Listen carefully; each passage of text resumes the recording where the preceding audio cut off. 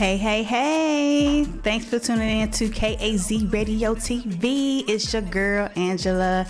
And thank you for tuning in to another No More Triggers podcast. How's everybody doing today? I am doing just marvelous.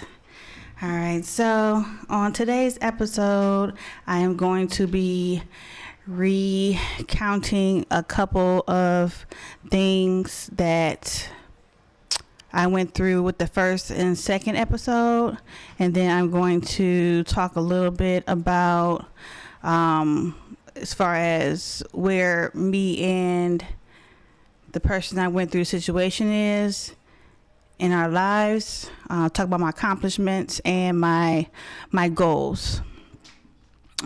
But first, y'all know I have to start with my shout outs. All right, so I'm gonna do my first shout out to Siobhan Jordan. Siobhan, I knew her for a very long time, went back to school, everything. I know her sister, Siobhan Jordan, she did my hair. So if you guys need your hair braided, she's good at braiding hair. She's really good at doing hair, and she has really good, reasonable prices. She's really good.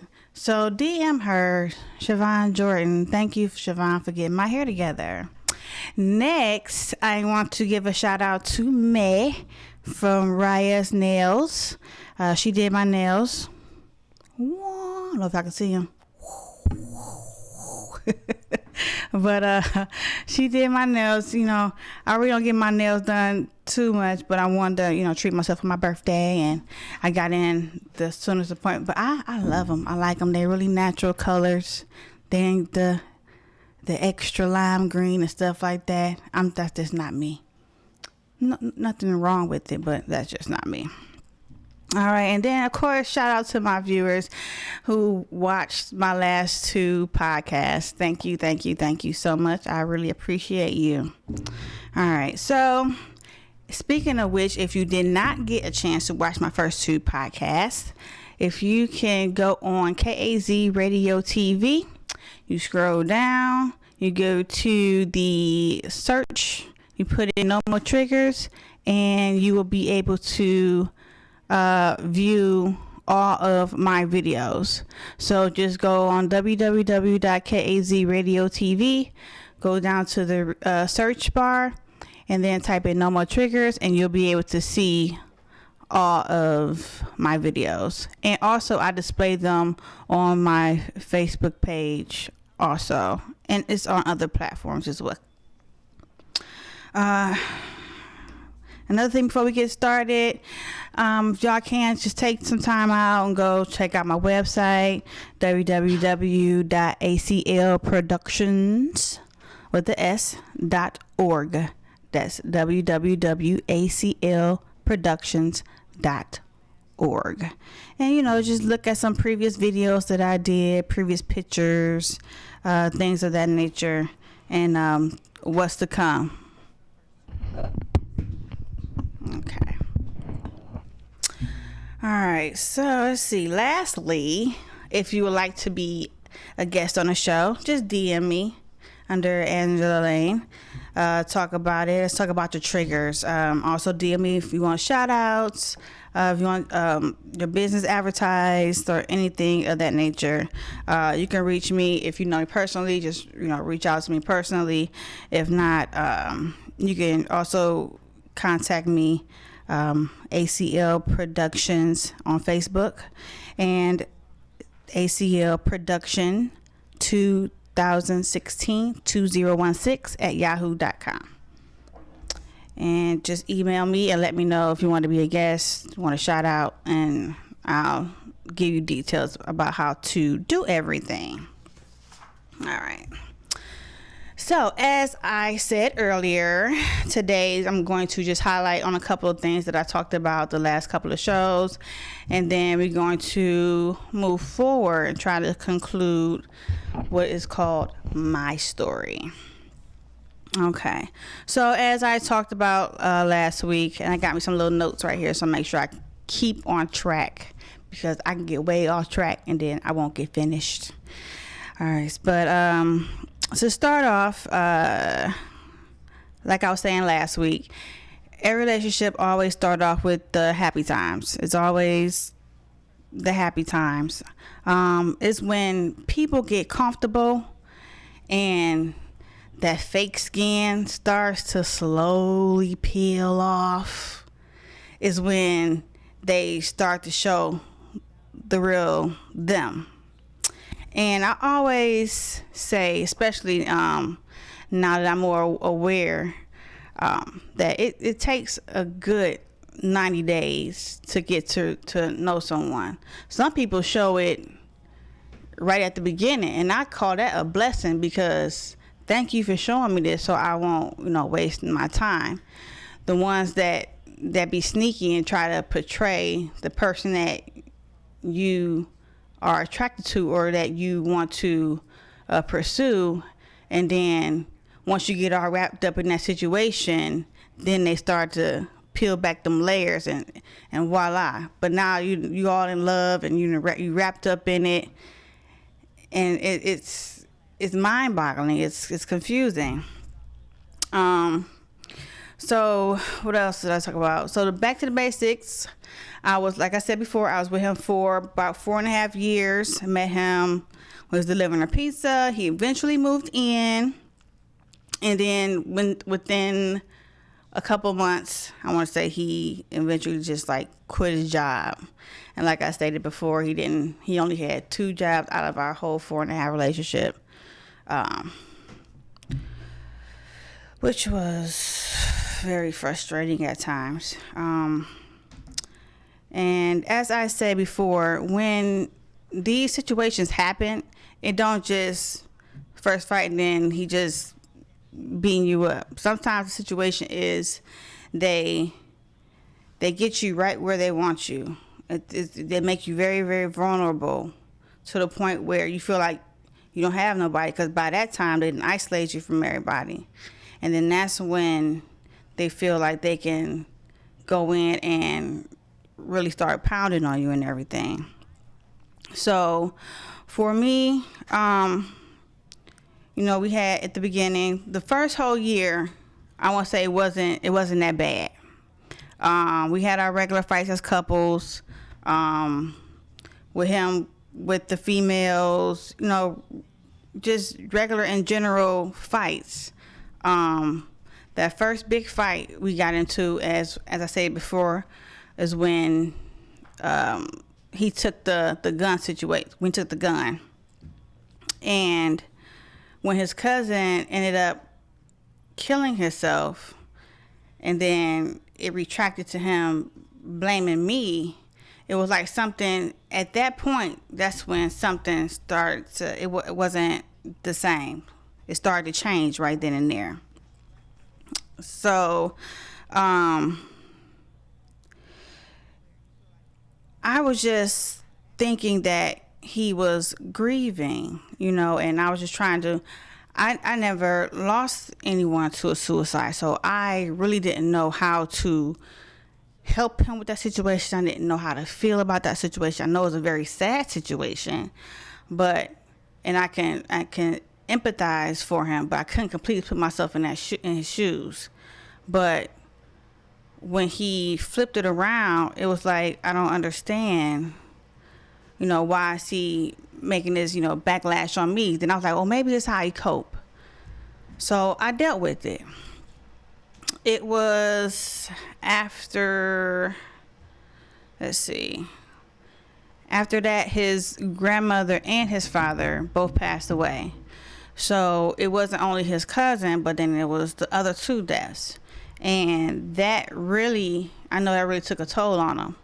And I don't never want to make an excuse for anybody, but at the time, this is what the excuses I was making for him in my head in order for me to stick around and deal with the mental abuse.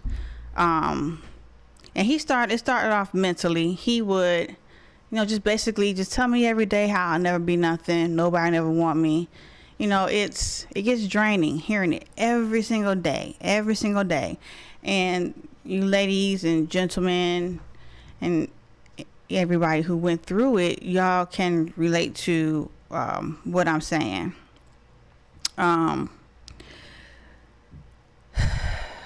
Ultimately, it started to get to where he was controlling now. So now, after he's trying to like wear me down mentally, now I'm every name in the book. I'm a B, I'm a this, I'm a that. And I couldn't, do certain things. Couldn't hang out with my family. I couldn't be gone too long. It's like everything had to be evolved around him and him all the time. But if he wanted to go and do something, he could. And I just, I just always felt like it's a double standard when it comes to that.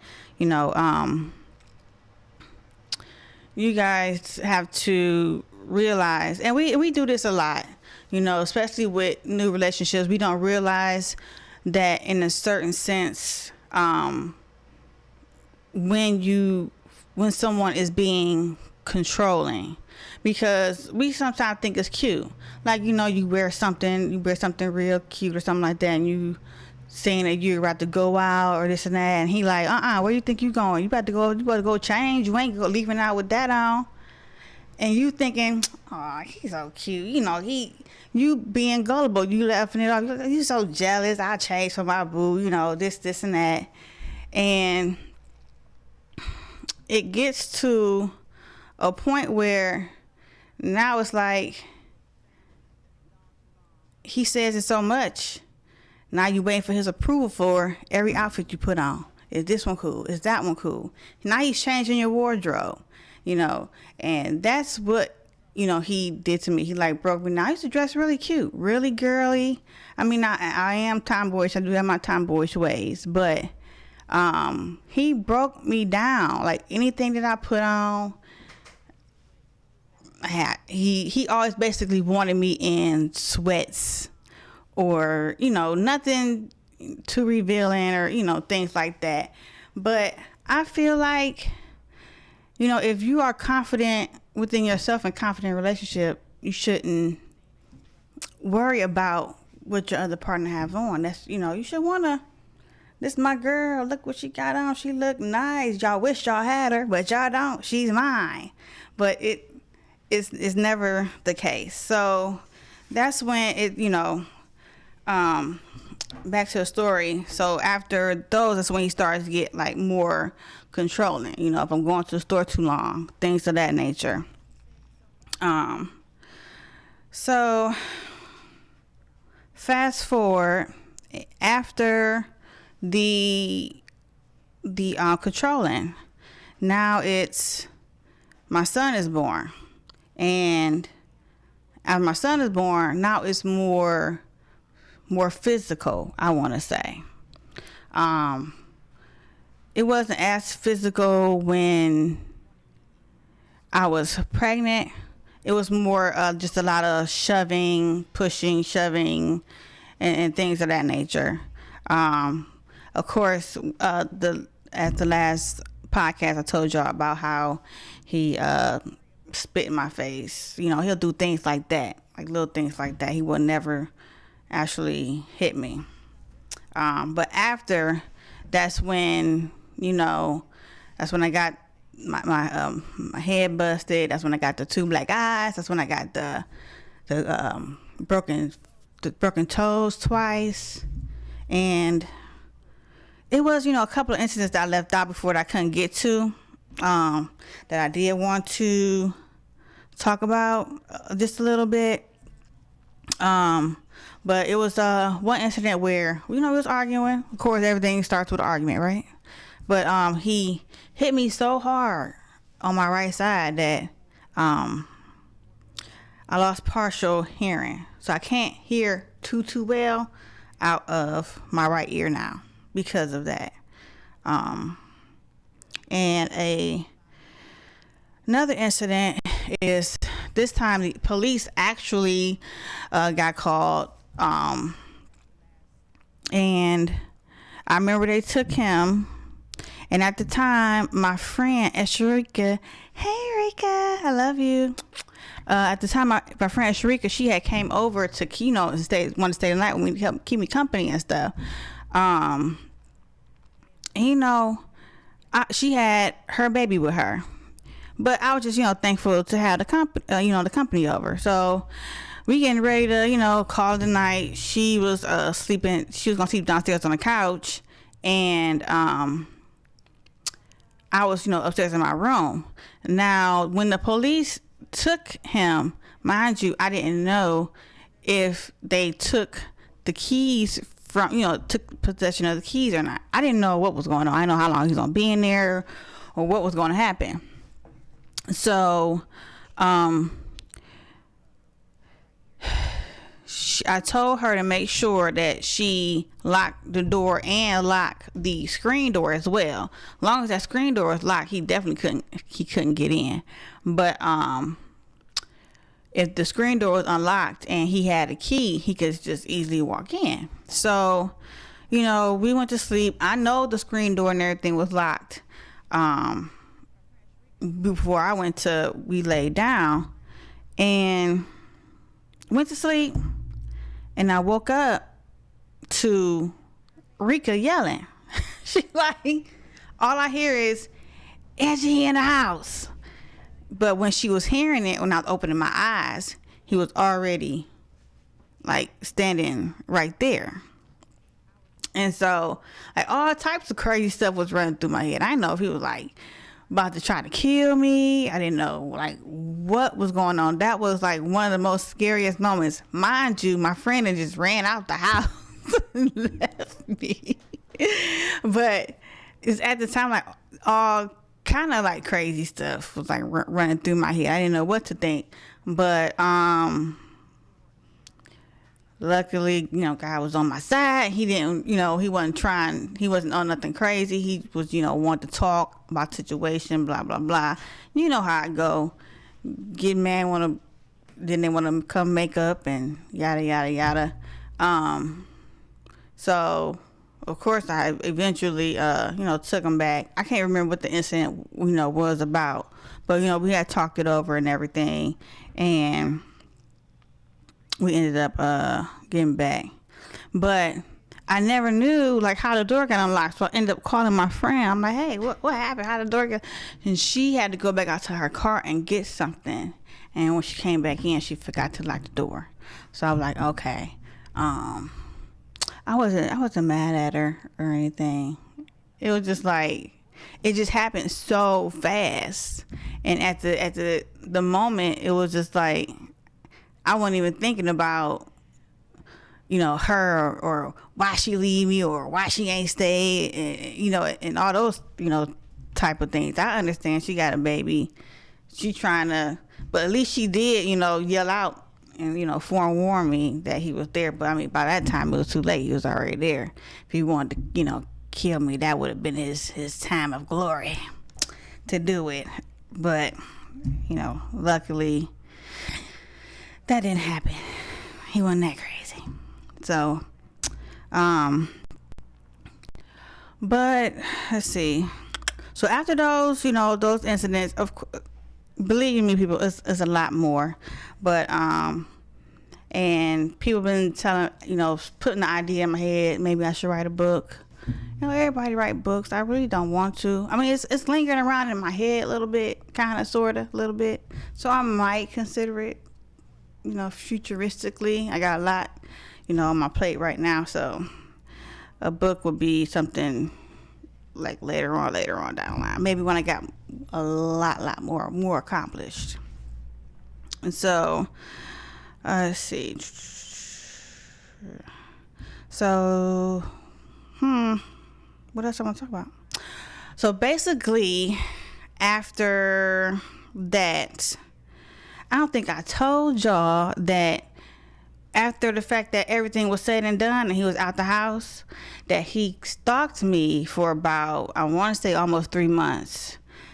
And it was like every time I would get ready to leave out the house, boop, he'll be like right there. And I'll try to like trick him and like park, in different, parking spots, stuff like that. By that time I had a car and everything. But, I'll try to, trick him so he don't know, where I'm at. But of course, he knew my car, so I couldn't do too much, and he knew where I stayed at. So I ended up like kind of sort of like rushing into something, which I shouldn't have did, but I did, and that was like basically the only way for him to get him to leave me completely alone was when someone else was there, because the type of person that he was in public, you wouldn't think anything. Actually, you just think he's a regular guy, 9 to 5, blah blah blah. It's the behind doors when his claws come out that people wouldn't see. And so that was like, it was scary at times, and it just took that one little simple incident and then to make me be like, nope, I'm gone, I'm done with it. But I'm glad I did, and I just know that right now my son will be 14, and me and him, we have a parenting plan, and we were sticking to that because we couldn't work things out on our own. We was always butting heads and things like that. So just to make it simpler, we just went on and got that done out the way. But all this time, I would say up until this year, me and him are finally on like okay terms, where it's, and I think it's mostly because of my son getting older. Like now he can more communicate with him, and he don't have to really communicate with me, as much. And for some fact that now that my son can freely tell him, what he wants to tell him, and it doesn't have to come through me or anything like that. And I feel like with me telling my story and getting it out there and talking about it, and with us being on a smooth level, I finally feel, I want to say that I was free before, but it's like I'm somewhat free of the situation, and I can really say that my past is my past, and it's not haunting me. But there are things that I have to work on. I used to look at my triggers as like something bad, but I soon came to realize that my triggers, they basically keep me aware, they keep me focused of what I want and what I deserve out of a man. I am more alert of those I call purple flags. I think I was saying red flags. I wasn't saying purple flags, y'all. But it makes me more aware of the purple flags, and let me see it quicker than what I used to. So you just got to know how to control them, and know how not to get too much in your head. Now my triggers is, again, when a guy tries to be controlling, or in my head too, controlling some things, I'll but if it's like more than a couple of occasions, then now my light bulb is going off. But I don't like no one to really control me in a negative way. I put it that way. I'm always up for positivity, but in a negative way, I don't like to be controlled. Now, if he trying to, help me as in structure and getting this together, getting that together, I'm all down for it. Lead the way. But as far as the negative, the negative controlling, that's what I don't like. I have accomplished a lot of things. I don't give myself enough credit for it, like I should, but I did accomplish a lot. Some things that I did accomplish was straight out of high school. I did go and get my associate's degree in business. I also took CNA classes. I also went to dental assisting school. I went to do dental hygiene. It didn't work completely out how I wanted it, but I ain't giving up on that either. So that's still part of my life plan, get that completed. I started my nonprofit, ACL Productions. I started my plays, DJC, which stands for Deaf Jeller Change. It's a play and a fashion show. It tells a domestic violence story while showing off great fashion. And I have been doing that steadily. This would have been the 5th year. But, of course, due to COVID, couldn't do it, unfortunately. But I have accomplished that. Let's see. What else have I accomplished? I have accomplished speaking about my story.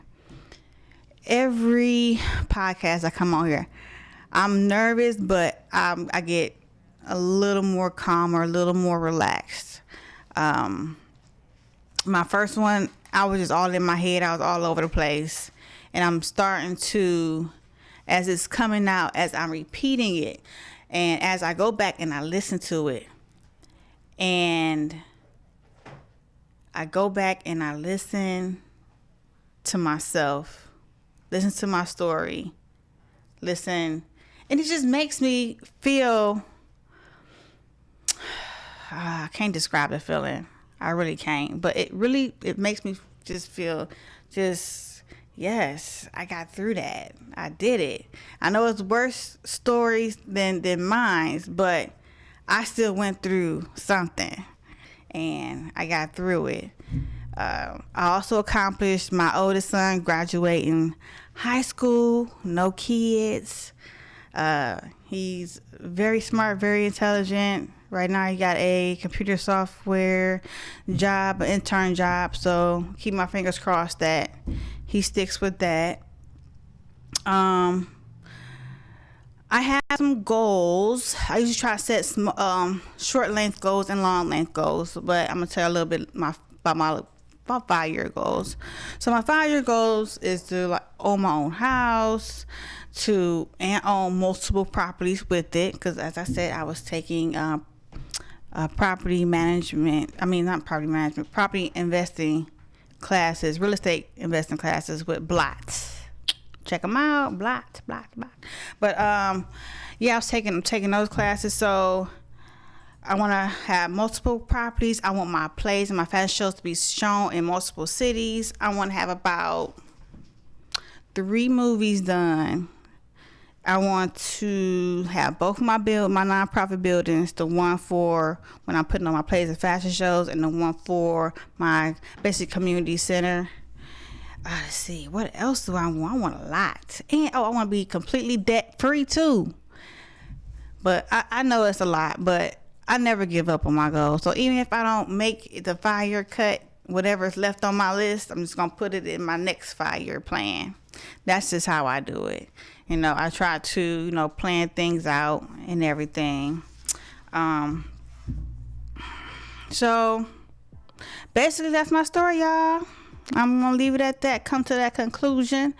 Let's see. I know I left some things out, but don't forget to tune in to my next podcast, August 12th at 1 p.m. for the next episode of No More Triggers. And remember, learn how to control your triggers. Don't let your triggers control you. Peace out, everybody. Thank you for viewing. Love you guys.